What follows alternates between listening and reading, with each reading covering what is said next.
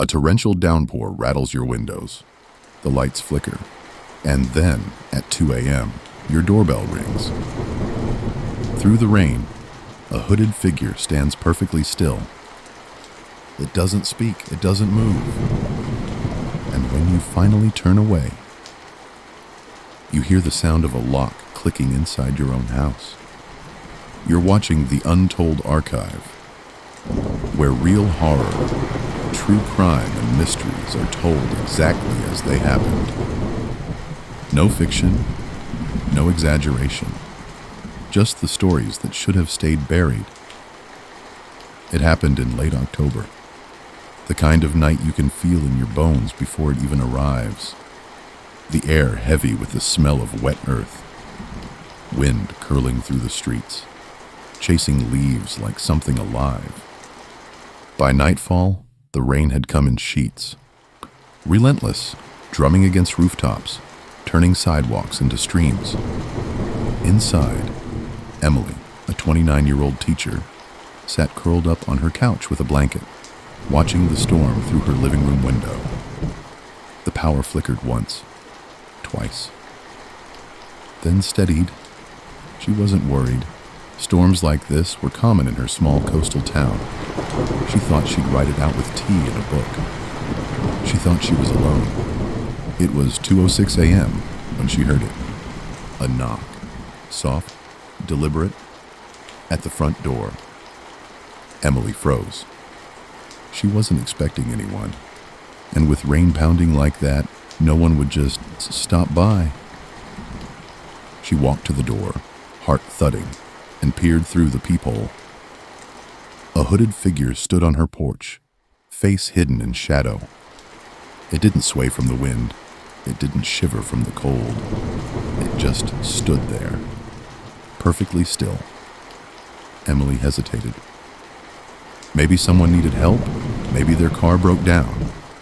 But before she could decide, the figure slowly tilted its head upward until it felt like it was looking straight at her through the peephole.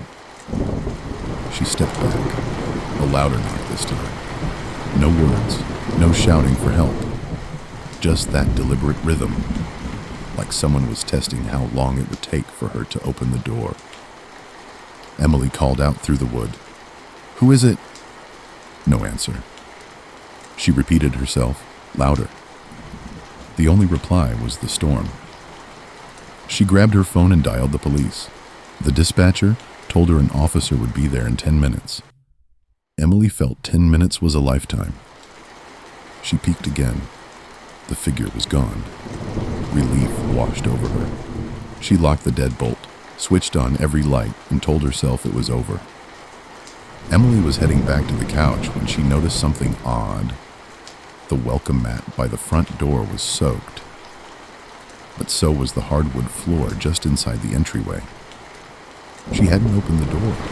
No one had been let in. She walked closer and saw them. Wet footprints, small puddles, leading away from the door and into the hallway. Her stomach turned. She hadn't heard the door open. She hadn't heard anyone come in. And then she remembered. She'd left the side kitchen door unlocked earlier when she brought in groceries. Emily grabbed the nearest object, a heavy metal flashlight, and called out, "I've called the police!" From the far end of the hallway came a sound that didn't belong to the storm, a slow, dragging step. Her heart pounded so hard it felt like it might burst. She inched toward the sound, sweeping her flashlight across the narrow hall. Nothing. Then, from behind her, a soft creak. The unmistakable sound of weight pressing down on a floorboard. Emily spun around, flashlight beam shaking. A wet, gloved hand gripped the edge of the wall, and then disappeared back into the shadows. The rain outside was deafening now, masking smaller sounds. Perfect cover for someone to move through her house.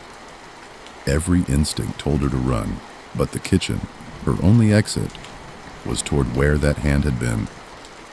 She backed into the living room, phone in one hand, flashlight in the other, trying to keep every doorway in view. The minutes crawled by. Then, from the kitchen, a voice. Calm, low, almost conversational. I just needed to be let in.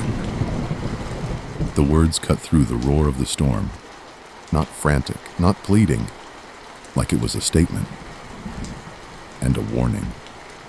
Red and blue lights flickered through the rain-smeared windows. Emily bolted for the door, yanking it open for the officers. They swept the house, every room, every closet. No one. But the wet footprints were real. They started at the side kitchen door, wound through the hallway, and ended at the base of her staircase. One officer asked if she'd been upstairs. She shook her head. They went up, weapons drawn, and found nothing but a small puddle on the upstairs landing, and one single muddy footprint, pressed sideways against the banister, as if someone had been crouched there, watching the front door from above. 2 days later, the police came back. They'd received another report. Same stormy night, same time, just 2 blocks away. Another homeowner, another hooded figure, another set of footprints leading inside and vanishing without a trace. It wasn't a break-in for theft. Nothing was stolen. And the people who saw the figure said the same thing.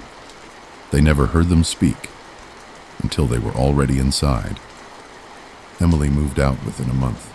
But to this day, when rain hits her windows in the middle of the night, she swears she can hear it again. That slow, deliberate knock, the silence that follows, and the voice, low and calm, just beyond the light. I just needed to be let in.